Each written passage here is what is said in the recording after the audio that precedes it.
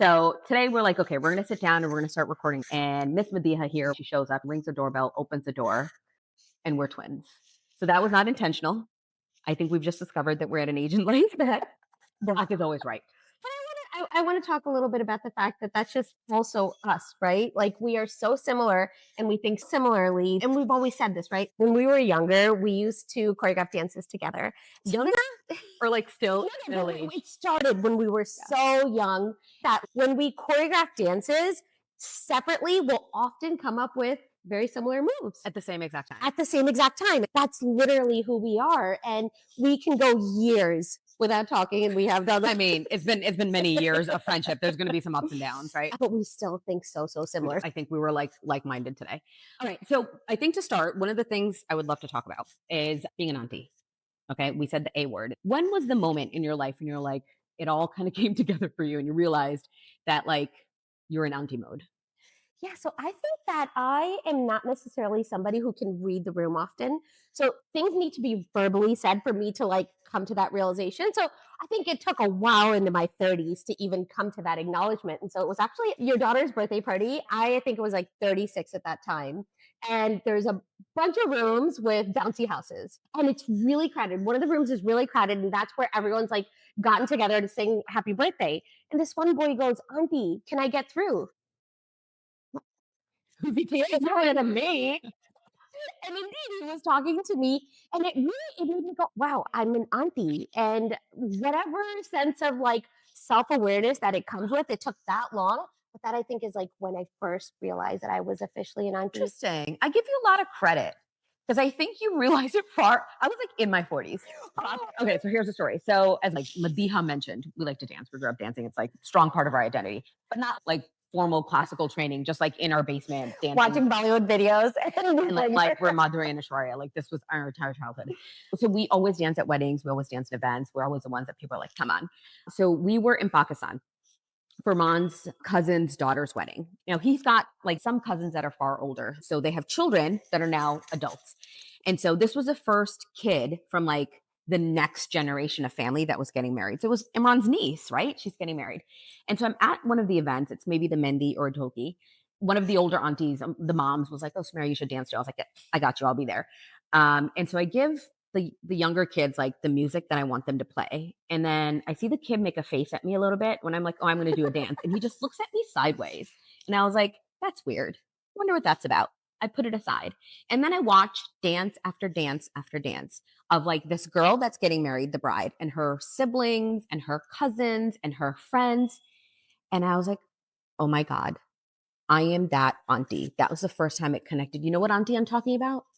That auntie that awkwardly dances at weddings when all the cute youngsters are doing their stuff and then they have to like stop the music or stop the sequence because like this older middle-aged woman wants to come out and do her thing. I was that middle-aged older auntie that was dancing with the young kids. And it was like a moment of reckoning. Yeah. Like the most major reckoning I've gone through because I was like, wait, is my dance not cute anymore? And I don't think it was. How long ago was this? This was like 3 years ago. Okay, so it's been 3 years, folks. I And still we're dance at weddings. so that acknowledgement has done nothing. I know. But that was like the moment. Like kids have been, I mean, I've had kids, my oldest is 11, so I've had kids for a while. They've been calling me auntie and this and that. But to me, it's just a word. Yeah. Like it wasn't an identity. It's just a word they call me, Auntie Samara, Samara, auntie, whatever. But that was the moment where it sort of connected for me that I am of a different generation now. I am of a generation that is the generation I associate my parents with. Yeah. And I think the hardest transition about that is you don't feel it. Absolutely. Right? I don't feel it. Like in my head, in my heart, in my mind, I'm a kid. Yeah. I behave like a child most times, right? Like other than the moments where I'm like yelling at my kids and I'm full on mom mode, but like I feel like a child. And again, even though we have big jobs and we have lots of responsibility, it's not who we feel on the inside. And so that's why I think we thought Auntie Adjacent was a very appropriate title for us because we're at a stage in our life where we are middle-aged and we've matured. We've got a little bit of wisdom, ton of white hair, but we're not quite aunties. We're like right adjacent. But I do feel it more now. So we were at a wedding about a month ago. And I think like that wedding, I really was reluctant to dance at that wedding and did it because I love, who was getting married and he really wanted us to dance. But even being on the dance floor, I felt it. And then afterward, my niece said to me, you guys need to stop now and you need to let the younger generations come. And I think like more and more I'm feeling like I'm in spaces where I shouldn't be, but like again, I feel like I want to be in those spaces and that like We have to let it go. It's we so have to hard to let let it go. go. We have to let it go. And I think that's really Oh, hard. I because it know. feels like it's like a chapter of life that you have to be ready to move Yeah. on from. Yeah. And that's really sad. I think that's probably the saddest part Yeah. of becoming an auntie is like Screw letting that. go of things. But Fine. I struggle internally. I struggle with the whole wedding Really? thing. And so we have one more big family wedding that we need to get through. And I think we're of different minds. You really, you want to be front and center. You want Yeah. to be the I dancing don't queen. mind it. I don't know. It's like we have a lot of younger cousins, and then we have nieces now who are like of the age where they should be front and center, and they're like, get out of the way. Give us some space. They're just kind of like, okay, enough, ladies. Enough. Yeah. Yeah. All right. So those are our moments of realizing when we were aunties. Yeah. And like it is a thing. But it's again, I will say I'm auntie adjacent. So there was something else I wanted to chat with you about, right? We talk about baddies, being baddies and like different shades and shapes and versions of that. And it got me thinking about what do we think being a baddie in your 40s is meant to be, right? Like if you were to think about it, how would you define baddiness in 40s? What are the things you would look for if you met a woman at this stage in life? What would you need to know about her or see in her or experience of her that would make you say that's a badass? Yeah.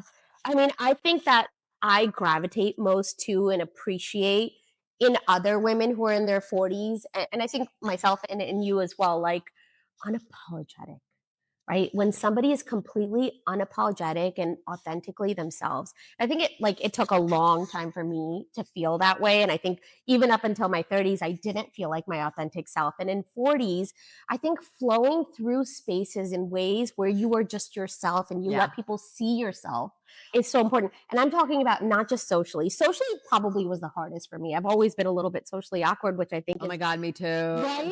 So socially awkward. So. But isn't it weird? But like you step into the workplace And a it's different person. completely different. It's Yes. completely different. Well, actually, it is and it isn't. And you tell me if this is the same for you. Like when I'm actually doing my job, like the day to day managing projects and what have you, I'm perfectly my unapologetic self because I have deadlines, I have tasks that need to be accomplished. So when I have a goal and something I'm being held to a standard for, I will do it. And I will forget that like I'm being seen.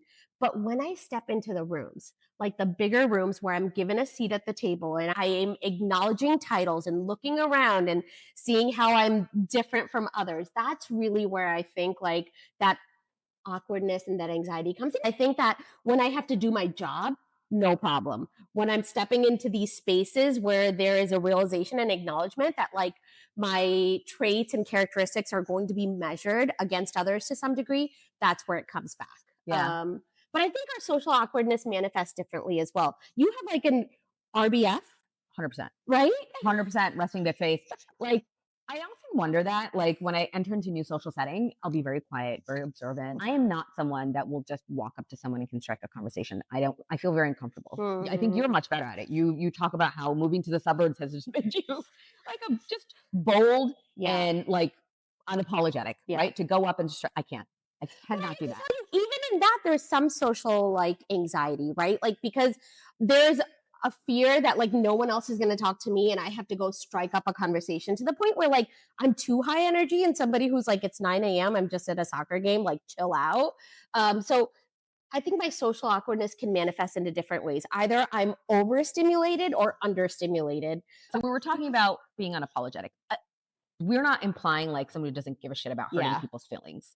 Being unapologetically yourself. Yes. Yeah. Yes. Yeah. No, absolutely. Yeah. No, I am apologetic when you're supposed to be here, of course. I meant to say being unapologetically authentic, right? Like Yeah. letting people really see who I am and being vulnerable in that way and then realizing that people will like you for who you are. And it's not like they like me because I have these amazing characteristics, but I think when you are just yourself, people do gravitate to you. Yeah. Yeah. It's hard. It's so hard. I always thought that there would be a point as I get into adulthood and you like mature and like you've been around the block enough and you've lived and seen a lot of different things that like it would all become super easy to be in your own skin. And I would say it's gotten easier, right? Like I'm much more comfortable with my pluses and my minuses and my ebbs and my flows and all of those things. But I wouldn't say like I don't know if I fit my own definition of a baddie Mm, then, because I was going to say the same thing as you, which is I think in your 40s a baddie is someone who is so incredibly comfortable in their skin and comfortable with mm, who they are. Um, that their like life mantra is basically IDGAF, right? mm, And you can move in and out and do your thing, and you don't have to worry about editing yourself or worry about changing your behaviors to fit a different audience. You can just be. I mm. don't know if I've gotten there. Yeah, Like I feel like I'm still in my head a lot. yeah. I feel like when I'm entering into new settings, when I'm meeting new people, I'm constantly like over scripting in my head and I just can't be in the moment. Mm. I haven't quite figured out how to crack that. But don't What do you you think think? that passes?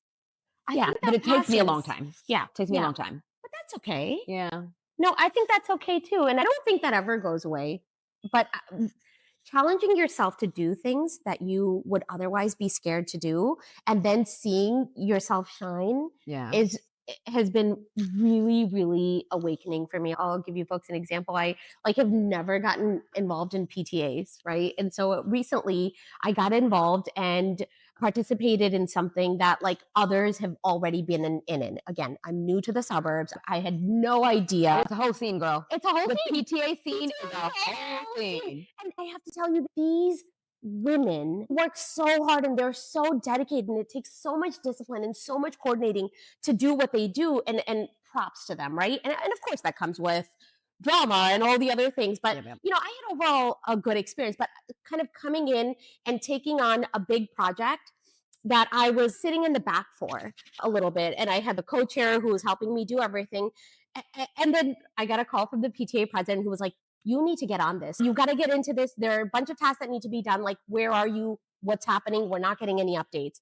And just as I would in work, I dove right in because I was being held accountable to something and delivered. And everyone was like, "Oh my God!" It was Can I ask incredible. you, in the absence of that phone call, what was holding you back from not being in that mode from the jump? I think it was just entering a brand new space, just the way you would enter a new social Yeah, circle, yeah. and first learning the lay of the land. I was really worried because when you give me a task, and I think that's where the baddie comes in, I go Crush it. in. I go in. And so being really aware that sometimes, and again, I think smart women deal with this all the time, and I've had to deal with this a lot professionally, is you don't fully let your light shine Yes. because Yes. you feel that it's going to intimidate people, you're going to come off bossy, you're going to relegate an audience. So you almost always first watch before you dive right in. And that's sort of what I was doing. And there was a co-chair who was sort of taking the lead. But then I realized that she was shining in a separate space, but there was a void